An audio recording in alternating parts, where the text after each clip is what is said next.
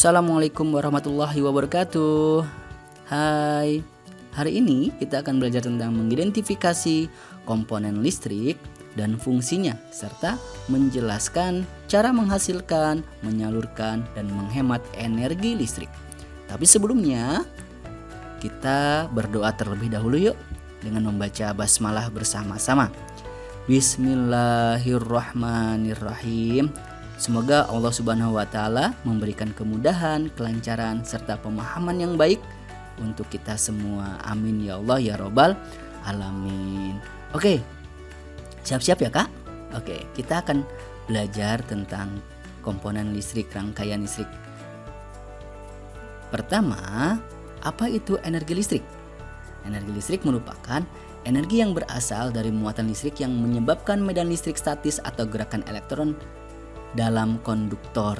Jadi pada saat lampu mati, sebenarnya di dalam lampu tersebut masih terdapat aliran listrik, namun alirannya bersifat statis. Oke, yang selanjutnya kita tahu ini adalah baterai. Baterai adalah benda yang dapat menghasilkan energi listrik yang berasal dari reaksi kimia yang ada di dalam baterai itu sendiri. Nah, di dalam baterai kalian tahu ada kutub positif atau katoda dan ada kutub negatif atau anoda. Oke. Ini adalah kabel. Pasti kalian sudah tahu ini adalah kabel ya. Secara umum, kabel adalah media untuk menghantarkan arus listrik karena di dalam kabel terdapat tembaga atau konduktor arus listrik. Kenapa kabel harus memakai tembaga? Karena tembaga merupakan konduktor yang baik yang dapat menghantarkan arus listrik. Jadi tembaga itu dibalut oleh plastik atau karet yang sebagai isolator. Kalian tebak ini apa?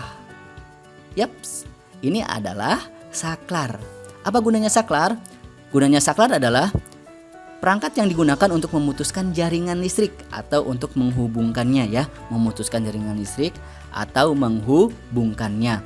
Pada saklar, jika saklar dibuka atau dalam keadaan terbuka, maka tidak ada aliran listrik. Sedangkan jika saklar ditutup atau tertutup, maka dipastikan terdapat muatan energi listrik.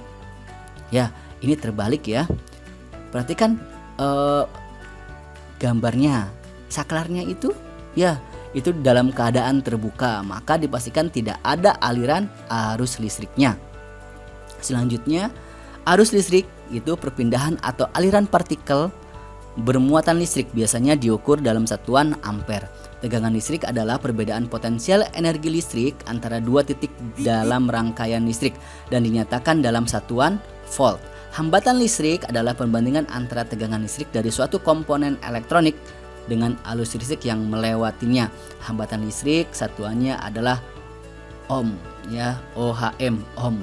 Jadi memang dibutuhkan beberapa hambatan listrik agar beberapa elektronik dapat dialiri oleh listrik karena tegangannya disesuaikan. Selanjutnya ini. Nah, ini adalah meteran listrik, yaitu alat untuk mengukur pemakaian listrik oleh konsumen rumah, tempat usaha, gedung pemerintah, dan lain-lain. Biasanya satuan ukur yang digunakan untuk alat ini adalah kilowatt per jam. Jadi kita bisa menghitung berapa pemakaian listrik kita dalam satu jamnya. Ya. Nah, Kak, yang kalian harus perhatikan adalah ini. Arus listrik seperti jalan raya ya, mengalir dari kutub positif ke kutub negatif dan hanya ada satu jalur, tidak ada dua jalur saling berlawanan. Jika ada dua jalur saling berlawanan, maka pastikan konslet ya, hanya ada satu jalur. Jadi kalian harus benar-benar memahami ini, dari kutub positif menuju kutub negatif ya, kutub positif. Nah, coba perhatikan, lampu manakah yang akan menyala jika saklar S1 ditutup dan saklar S2 dibuka? Coba urutkan dari kutub positif ke kutub negatif terlebih dahulu. Ingat, saklar dibuka tidak ada aliran listrik, saklar ditutup ada aliran listrik. Berarti jika saklar S1 ditutup, maka ada aliran listrik.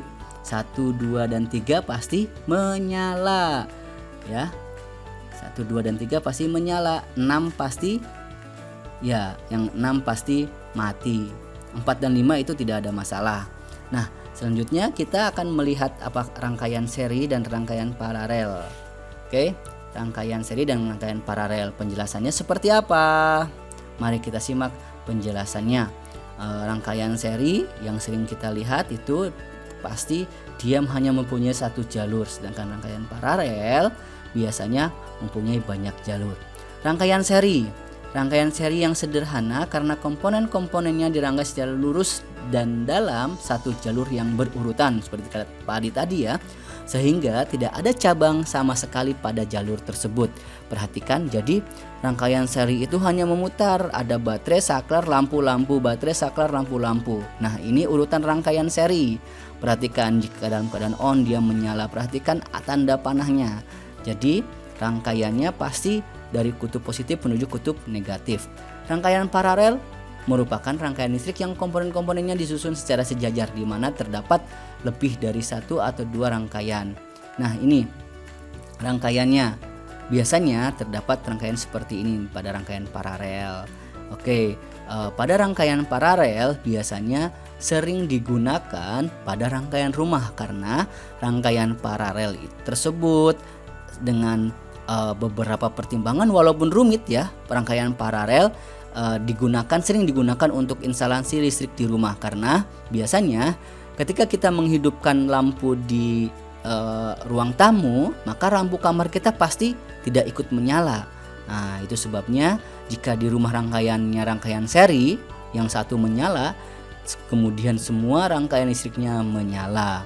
Oke, untuk lebih jelasnya ya, kalian harus mengunjungi Google Form yang sudah akan Pak Adi berikan kepada kalian. Di situ terdapat beberapa latihan soal tentang rangkaian listrik ya, rangkaian listrik. Ingat, jika saklarnya dibuka, maka listriknya tidak menyala. Jika rangkaian saklarnya ditutup, maka listriknya menyala atau ada energi listrik. Oke, sekian dari Pak Adi. Kita akhiri dengan membaca hamdalah bersama-sama. Alhamdulillahirabbil alamin. Assalamualaikum warahmatullahi wabarakatuh.